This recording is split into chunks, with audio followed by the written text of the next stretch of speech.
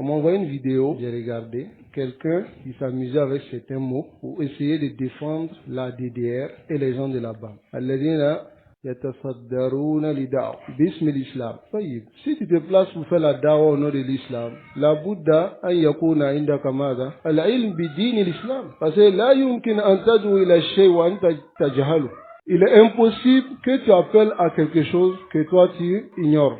Donc, nous avons donné des conseils à ces gens de la DDR, aux gens de là-bas. Et nous leur avons dit d'aller apprendre leur religion et de revenir. Mais ils refusent et ils continuent dans leur lancée. Et ensuite, celui-là, il est sorti. Il a voulu vraiment montrer que c'est lui le savant du groupe. Celui qui va venir défendre ses frères. Hein? Il s'appelle Ndrino Aziz Khan. Dans le début de sa vidéo, il dit... La parole des savants, ce n'est pas une preuve. Mais on fait on prend des preuves avec un savant, mais on ne fait pas une preuve. Si Cheikh Fawzan dit quelque chose, on soumet ça au Coran. Si Cheikh Hassan dit quelque chose, on soumet ça au Coran. Ce n'est pas sa personne, on n'est pas dans le culte de l'homme. Ils ont pris les moines et les rabbins comme des dieux en dehors de Dieu. Allah a réprimandé les gens pour ça. Ils étaient influencés par les moines et les rabbins alors que la Torah était devant eux. Non, nous on regarde le scanner, le Coran, et puis on regarde la grandeur de Cheikh Fawzan, Cheikh Raslan, Bukhari, Muslim. Si ça ne colle pas le scanner, on met dans la poubelle. Et puis on a Kiyama. On met dans la poubelle et puis on a Kiyama. On met dans la poubelle et puis on a au jour de la résurrection. Donc, quelqu'un qui est d'une typographie idéologique, d'une typographie sectaire, d'une typographie politique, il pourra dire que telle personne est égarée parce qu'il pense qu'il a la connaissance, mais il n'a pas de sagesse. La parole des savants n'est pas une preuve tant que ce n'est pas basé sur les dalils. Hada kalam toyib. C'est une bonne parole. Lakin urida bil batil. Il cherche le faux derrière cela. Et le faux qu'il recherche derrière cela, c'est le refus de la vérité. Nous lui disons, on est d'accord que la parole d'un savant, nous prenons les paroles des savants, parce que les savants sont warasatu anbiya. Et nous plaçons devant pour montrer, retournez aux savants, c'est ce que nous vous avons dit. Retournez aux savants, la parole des savants, revenez à cela. Nous savons très bien que la parole des savants peut laisser la preuve. Alhamdulillah, si nous voyons que ça laisse la preuve, alors nous mettons ces paroles à côté avec le respect de ces savants. Mais nous ne disons pas qu'on prend les paroles pour jeter dans le caniveau ou bien pour jeter dans n'importe quoi. Ça, c'est un manque de respect. Est-ce que vous comprenez? Nous ne disons pas cela. Nous disons simplement que ces paroles sont les paroles des savants. On peut accepter de tout le monde comme refuser de tout le monde. Mais quand ils disent cela, ils cherchent le faux derrière ces paroles.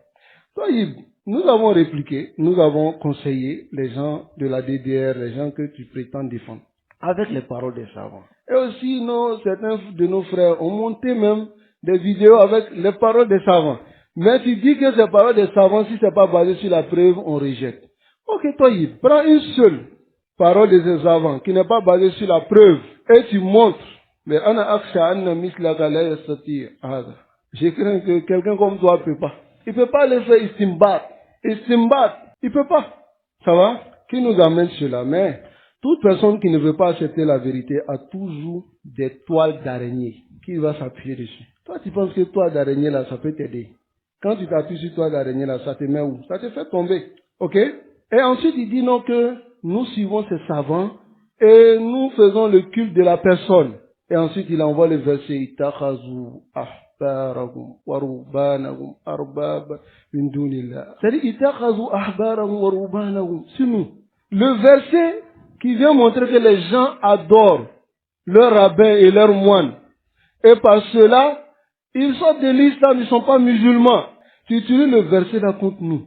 Et tu nous accuses d'une chose sans preuve.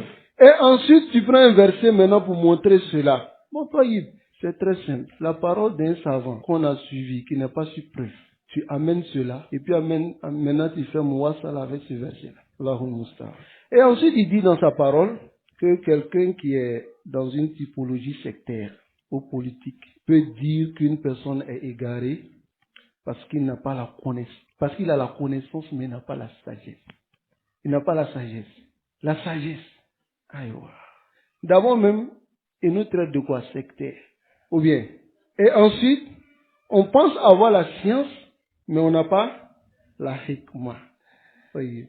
Donc pour lui, le fait qu'on ait dit que la DDR sont ignorants et qu'ils ont des égarements, c'est le manque de sagesse. N'est-ce pas? Quelle est la définition de la sagesse? Qui peut me donner la définition de la sagesse? Non. Wad'u shay fi mawdi'ihi. Mettre chaque chose à sa place. Tayyib. On va se baser sur la définition de la sagesse, même dans le Coran. La sagesse vient dans plusieurs définitions. Ça veut dire ihkam, le hukum, ça va? Ça veut dire le fait de parfaire des choses, hein, ou bien de juger quelque chose. Ça peut être aussi de mettre chaque chose à sa place. Mais ce qui est connu beaucoup dans la définition, c'est wad'u shay fi mawdi'ihi. Mettre chaque chose à sa place. On va aller ensemble. D'abord, mettre chaque chose à sa place. Quelqu'un qui est ignorant et puis il est égaré. Les gens écoutent, mais ne savent pas qu'il est ignorant et puis il est égaré. Et il va le conduire, cette personne, il va le conduire droit dans le mur. Je donne un exemple. Quelqu'un qui a beaucoup d'argent sur lui et puis il doit prendre une voie où il y a des voleurs. Maintenant, toi, tu sais que cette voie-là, il y a des voleurs. La sagesse ici, c'est quoi? Pour celui qui le voit en train d'aller là-bas. Hein? C'est de l'interpeller. De lui dire, il y a des voleurs là-bas. N'est-ce pas? Maintenant, quelqu'un qui est ignorant, il n'a pas appris la religion. Il fait des fatwas. Il dit des paroles min aghrabi ma yakun. Les paroles les plus étranges, qui n'ont rien à voir avec le dîn. Et on dit, mon ami, faut laisser ça là, faut venir apprendre. C'est pas ça la sagesse. Parce qu'il va égarer les gens. Parce qu'il va mettre les gens sur la mauvaise voie. Donc la sagesse, c'est de prévenir sur le danger d'une personne. Mettre chaque chose à sa place. Dire à une personne, fais attention à une telle personne, c'est de la sagesse. Mais tu nous lapides avec leur propre maladie. Selon ta définition même de la sagesse, le prophète sallallahu alayhi wa sallam ne devait pas mettre en garde contre les groupes. Vrai ou faux? Parce que tu dis le fait que on dit que nos DDR, ils sont ignorants, ils sont égarés, ils sont ceci, ce n'est pas de la sagesse. Le prophète sallallahu alayhi wa sallam a dit les khawari sont kilabunnar, ce n'est pas de la sagesse. Hein? C'est de la sagesse. Donc, Al-Qadariya Majus Ummati, les Qadariya sont les adorateurs du feu de notre communauté. Ok, toi, c'est de la sagesse ou pas? Mais selon lui, sa définition, le prophète sallallahu alayhi wa sallam ne veut pas mettre en garde contre les groupes égarés et contre les a'immatu al-mudilli, les imams égarés. Allah nous préserve.